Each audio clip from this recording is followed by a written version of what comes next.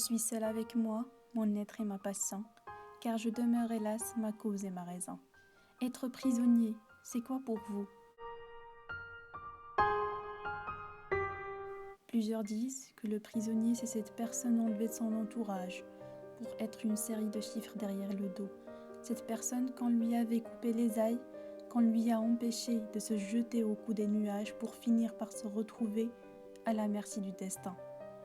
Entre quatre murs, beaucoup d'humidité et peu de lumière.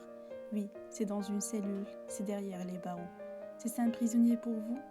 Si celui-là est prisonnier car il s'est comporté hors la loi à l'égard d'autrui, qu'est-ce que vous allez me dire pour celui qui est victime et auteur du fait incriminé?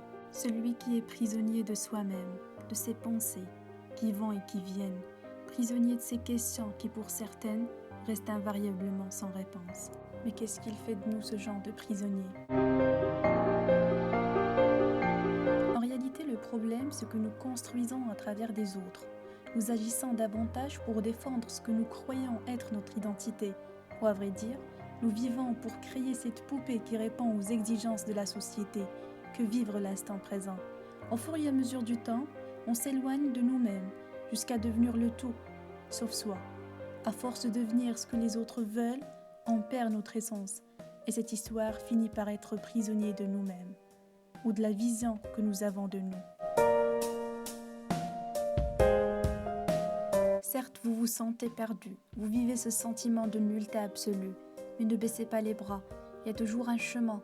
Prenez celui de la liberté. Je sais et je crois même en ce que chacun de nous travaille assidûment à gagner cette liberté et paix intérieure. Car cette liberté correspond à l'idée qu'on se fait d'être bien dans sa peau, être à l'aise, être soi-même, qu'on soit seul ou en relation avec d'autres personnes. Même si l'atteinte de cette liberté est un objectif crucial dans notre vie, il peut arriver qu'on y renonce. Il nous arrive de se sentir découragé devant la difficulté ou l'usure d'avoir beaucoup essayé. Nos essais finissent par zéro résultat escompté et on n'a donc plus l'espoir d'y arriver ou l'énergie même de continuer. Mais il faut savoir que changer implique d'entrer en guerre contre soi, de livrer une bataille intérieure contre ses mauvais penchants. C'est s'imposer une autodiscipline.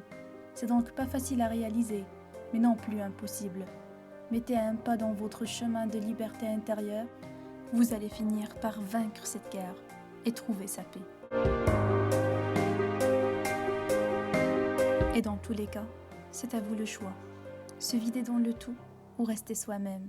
Laquelle vous allez choisir? Bye bye!